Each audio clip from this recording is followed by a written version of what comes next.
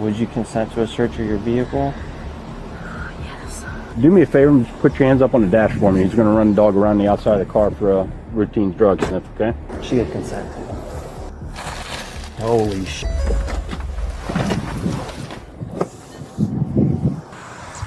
Hello. Hey, the reason I stopped you, I don't know if you really realize it, but the first intersection over here, where it splits off between 320 and 329, you cross the center line a little bit, making a turn there. I didn't notice that. Not a huge issue. We're just out there looking for distracted and impaired drivers. Okay. Just talking to you. You don't seem impaired or anything, so okay. You have your license and stuff with you? Yes. I'm more nervous than anything right now, so I'm shaky. So. Oh, you're fine. Like I said, not a huge issue, okay? Do you have your insurance with you? Crumbled up, but it's there. Okay. And let's see here. All right. All right, I'm going to write you up a warning, okay? If you want to do me a favor and just step out and talk to me, I'm going to write you a warning really quick to get your information and get your current address and stuff. And then you can leave that in here. I don't need that. I don't have my cables on right now. They're sitting at my feet. That's okay. Just go and keep your hands out of your pockets for you, okay? How you doing, man? Good. Just a warning book for you, okay? I'll have you hold on to that, okay?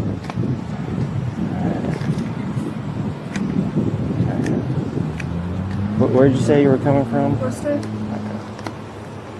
Who is this to you? He's a friend of mine. Okay. What's his name? Corey Baker. Do you guys live together, or No. you know where he lives? One more time. I'm definitely Do left. you know where he lives? He's staying with his mom right now in Autumn Apartments. Okay.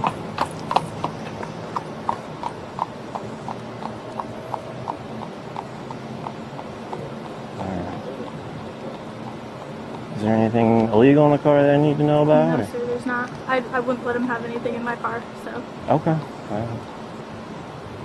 No drugs or anything like that? No. No weapons or anything like that? I do have a pellet gun, but there's nothing in it right now, so. Okay. Okay. At this point, the stop is still supposed to be simple. A minor traffic violation, a nervous driver, a warning being written, nothing about this scene has officially turned into a major drug investigation yet. But then comes the question that changes everything. Would you consent to a search of your vehicle? And this is where viewers need to pause for a second. Consent sounds simple, but on the side of the road, with a deputy standing in front of you, lights flashing behind you, and a passenger sitting silently in your car, that question carries a lot of weight. The driver says yes, but almost immediately, she also distances herself from the passenger. She says he has stuff, and then clarifies that it is not exactly on him, it is in the bag sitting by his feet. That single answer does two things at once. First, it opens the door for officers to search the vehicle. Second, it gives them a specific target, the bag near Corey Baker. From a storytelling perspective, this is the first real crack in the routine stop narrative. Up until now, the deputy had a lane violation, nervous behavior, and a few questions. After this moment, he has consent, a statement from the driver, and a location inside the vehicle where suspected contraband may be found. The interesting question is whether Riley is simply being honest because she is scared, or whether she is trying to separate herself before the search even begins. Either way, this is the moment the case stops being about the center line and starts being about who knew what was inside that car. Well, let me ask you this. Would you consent to a search of your vehicle? Yes. And he does have stuff on him. He says stuff on him. Okay. Listen, I just want you to be completely honest with me, okay? The big thing is if you're honest with me, the best I can help you out, okay? He does have stuff on him. Is it on him? It is. It's not on him. On him is in a bag. Okay, where's the bag? It's sitting at his feet. Sitting at his feet. Okay.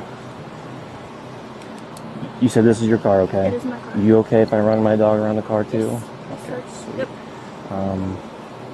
And then you're okay if we search the car too, okay? Okay, listen, hang tight for me, okay? Let me do that really quick. If you want, just you can sit on my front push bar for me, okay? Now K9 Axel enters the picture, and this is another major turning point. Before the dog comes out, the search is already moving forward because the driver gave consent. But once a trained drug dog alerts on the vehicle, the legal and investigative atmosphere changes dramatically. That alert gives officers a much stronger reason to focus on the car, not just the people inside it. And notice how carefully the scene is controlled. The passenger is told to keep his hands on the dash. The driver is away from the vehicle. The officers already know there may be something in a bag near Corey's feet. So, by the time Axel reacts, this is no longer just curiosity or fishing for answers. The officers now have a layered picture, a traffic violation, nervous behavior, consent from the driver, a direct statement about stuff in the bag, and a canine alert. For a true crime audience, this is where the tension really starts to build. Because the viewer knows the officers are getting closer, but Corey is still sitting there, close to the bag, while everyone else seems to understand what is about to happen. The dog's alert is the bridge between suspicion and discovery. And from Riley's perspective, this is also the point of no return. If she thought she could explain her way out of the situation by saying the bag belonged to Corey, the canine alert makes that strategy much harder. Officers are no longer asking whether there might be drugs in the car. They are now preparing to find out exactly what, how much, and who is going to be held responsible.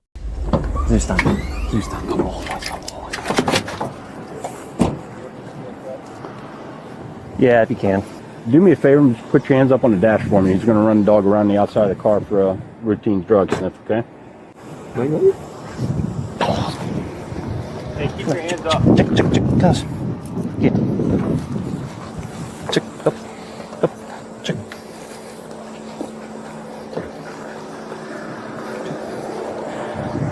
She gave consent to him.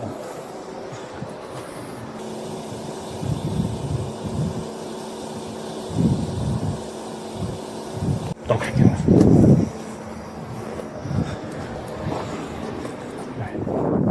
Is there anything in the vehicle that shouldn't be? Got a little marijuana on it. You got a little bit of weed that dog doesn't alert to. You got anything else?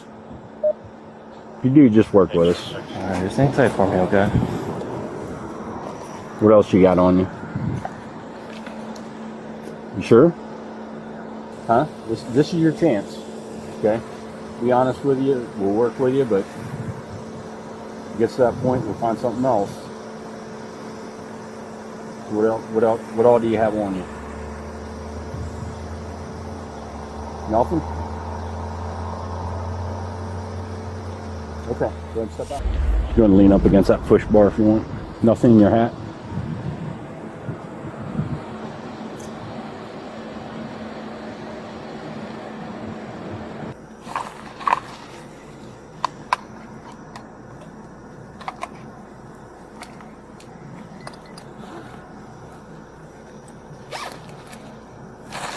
Holy sh!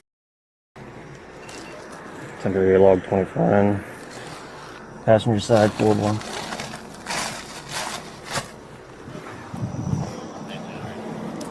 Go ahead and turn around for me, okay? I'm just gonna detain you for now, alright?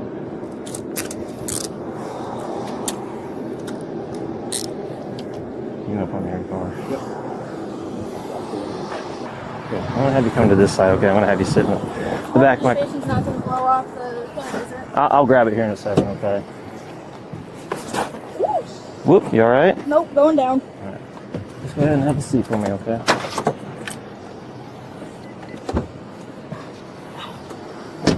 Oh, look at that. Oh, yeah. That's more than a Whitman, I think. Really? Holy. Nice, brother. Nice. So, oh, I Mirandized her too, so she'll talk.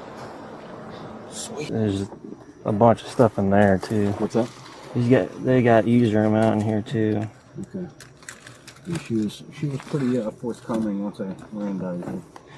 Yeah, she was with. I brought her back here. She told me he had stuff at his feet. It's got to be like 2 pounds. Oh, you got that first.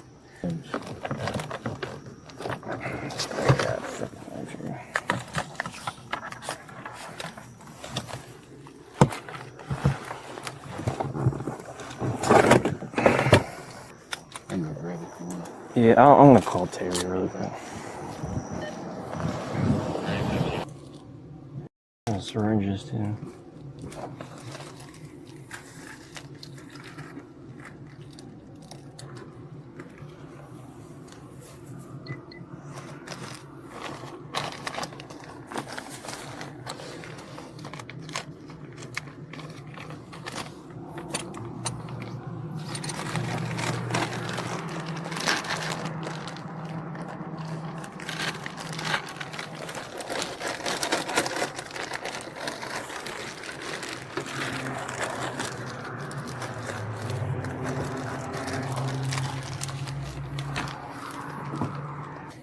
Those are needles, or those are steady. Fitting. He's got needles, you know. Yeah, I bet it is. People are shooting. I've seen it. They do it a certain way. This is where the case becomes much bigger than possession. The officer tells Corey that because of the amount they found, he is most likely going to jail. And then the key phrase comes up, that's not personal use. That line matters because drug cases often turn on more than just the fact that drugs were found. Investigators look at quantity, packaging, paraphernalia, cash, phones, statements, and context. A small amount may suggest personal use.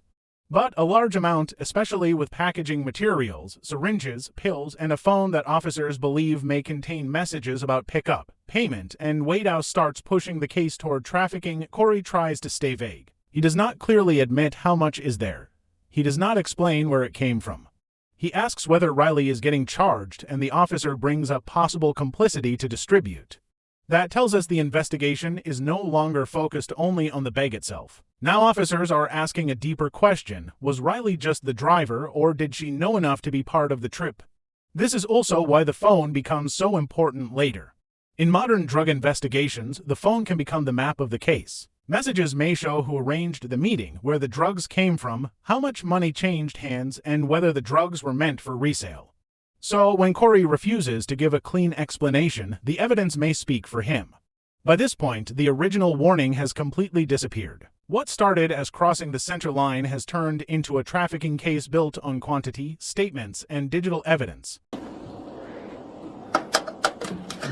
Alright, do me a favor and just turn around. Yeah. There you go. Also, would I be able to get my wallet and stuff too? Yeah. Make sure you have your wallet. Which one's tight? Both of them are tight, but that one's tightest. How's that? That better? Got space in there. Can't fit my finger in my thumb actually, so that should be better for you.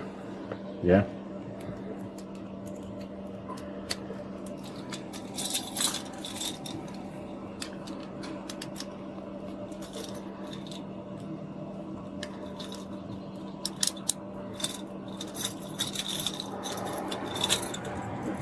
Thumb in there. Better? Yeah. Thank you. You're welcome. Alright, go ahead and scoot back. Now listen, most likely you're going to go to jail for the amount that we found, okay? Do you have anything else on you? So if you take anything into corrections, it's an additional charge. Okay, I'm just Anything on me? nothing stuffed in your junk. Am I going to be able to get my wallet though? Yeah, Sure. we'll get your wallet for you. The money in the door. What's that? The money in the door. Okay. But nothing. You don't have anything tucked. Nothing keistered. Okay.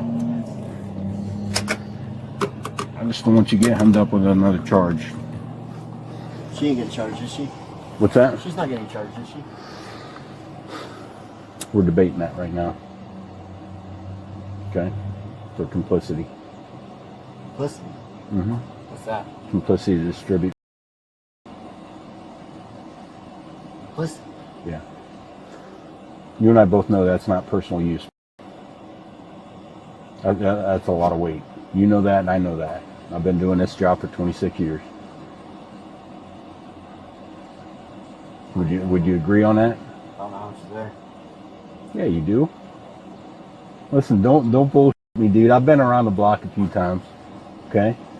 You know exactly how much is there. You can be honest with me. Like I said, we're going to go back and weigh all this stuff. You know what I mean? We're gonna go back. We're gonna weigh it. We're gonna know.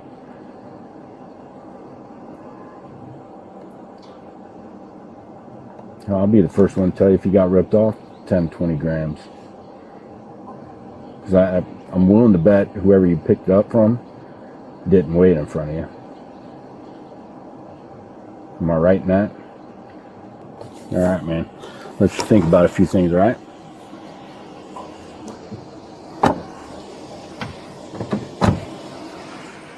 Did you get a hold of Terry?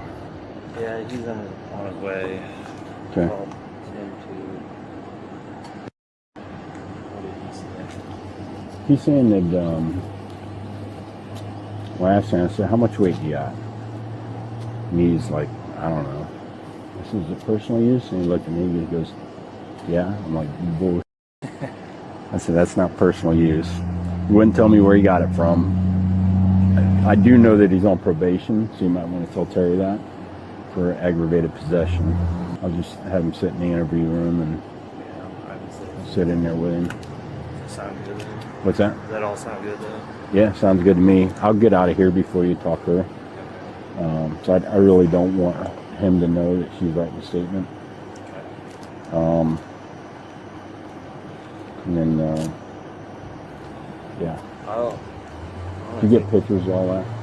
No, I've got some pictures of like where we found it. Okay. I need to take pictures of all though. Yeah.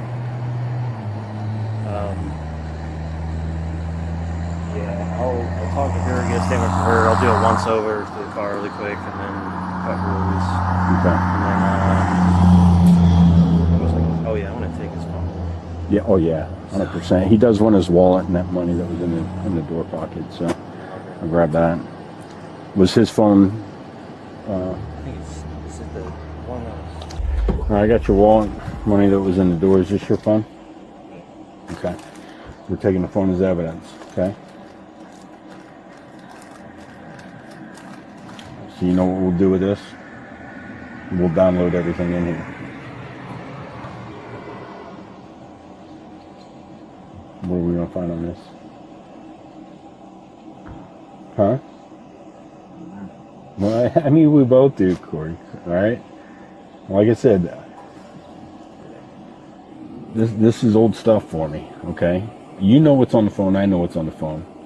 Let's just be honest with each other. Okay. That's all I'm asking from you is honesty. Because at this point, there's no reason to lie. You know what's on the phone. I'm sure we're going to learn where you met, where you picked up, everything else, how much you paid for it, how much weight, that sort of thing. All right?